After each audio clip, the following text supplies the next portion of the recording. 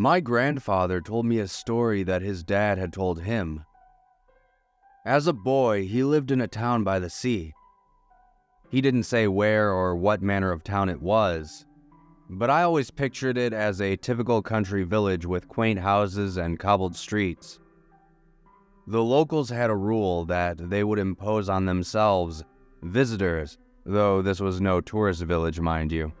They didn't get many that stayed past sundown, and newcomers.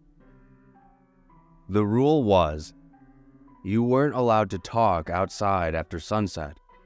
To be more specific, no vocalization at all. Not even humming. Most people didn't even venture outside after dark. And every night, people would triple check that every door and every window in the house was closed. If you had a broken window, you would board it up like a damn airlock. If there was any hole in the wall, any opening between your domain and the outside world, it had to be sealed. My great-grandfather didn't question it as a small boy. I guess if you've lived with something since birth, you wouldn't question it. But every kid gets to that age where they start noticing things. I sometimes wonder, though, would he have even learned the truth if that incident with the visitors hadn't happened?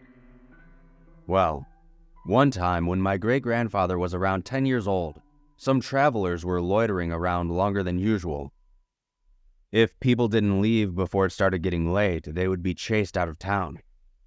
Sometimes ushered faux politely. Sometimes outright scared off.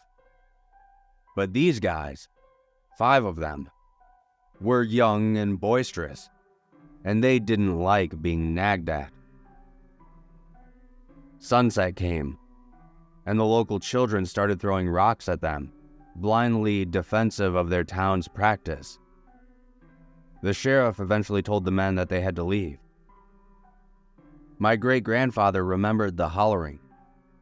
Maybe they had had something to drink. A lot of something. But they wanted to know exactly why they weren't welcome.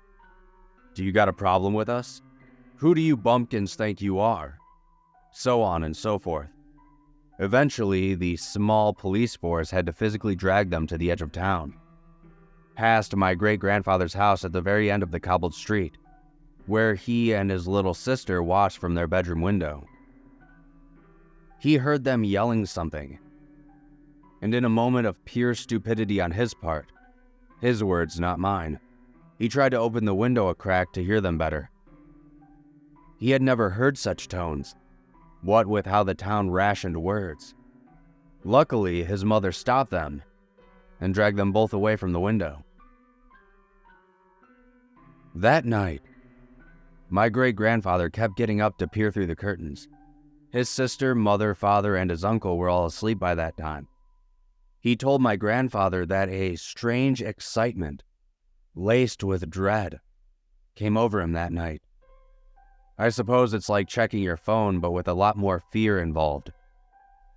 Then, sometime in the early morning, but long before the sun was due, he spotted the 5 men wandering around the streets.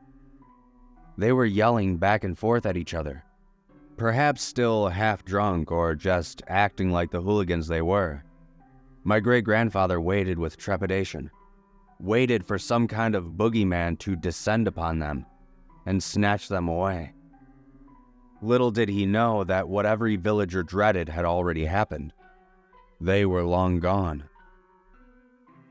Eventually, with a stab of disappointment, my great-grandfather finally slept through the rest of the night, until a loud pounding woke him in the early morning.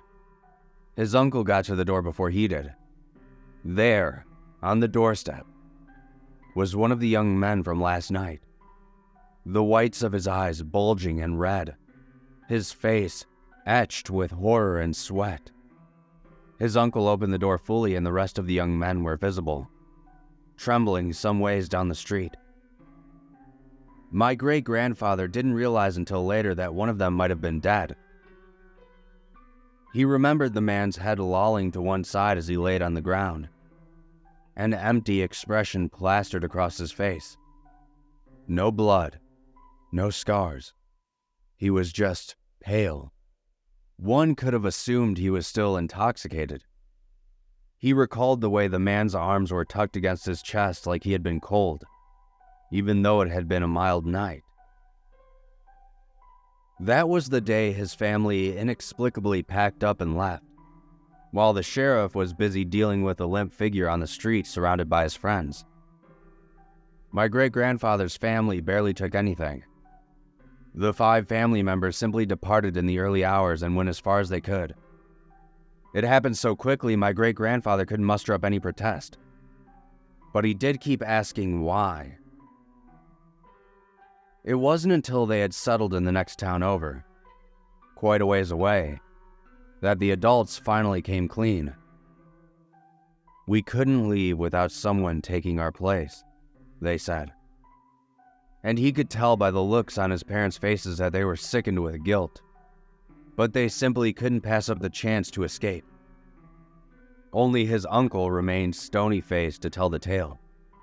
He didn't coddle him and his sister, and the parents couldn't stop him this time. He said, again, that nobody could leave the town without someone else taking their place. There always has to be the same amount of people. He cut off my great-aunt's question why, and went on to explain that the 5 men would have to stay there now, and that it was their own fault for not heeding any warnings. Finally, my great-grandfather reached his limit, and he asked loudly why nobody was allowed to talk after sundown. With a look that was flat and cold, his uncle said, "There are things that awake in the night. Things that can steal people's voices. They do it without you noticing. They do it without being seen. You don't even know it's happened until later.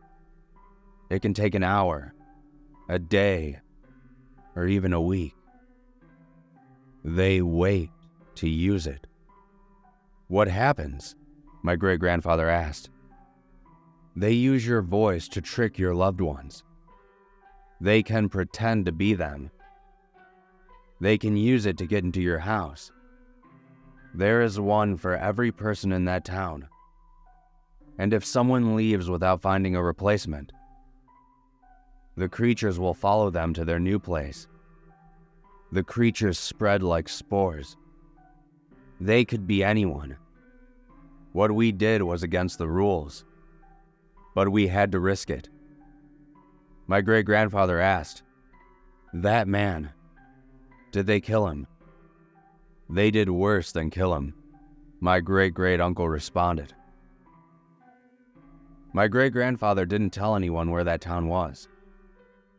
Sometimes his son doubts that it even existed. But something worried him. There were 5 family members: brother, sister, parents, and uncle. There were 5 men who came to the village. But one of the men might have died that night. People are asking why my great-grandfather's town didn't deliberately lure people in so they could escape. According to his uncle, they could be anyone at any time. I'm guessing they could pretend to be your family member who is escaping alongside you. The townspeople didn't want to risk even one of those things getting out.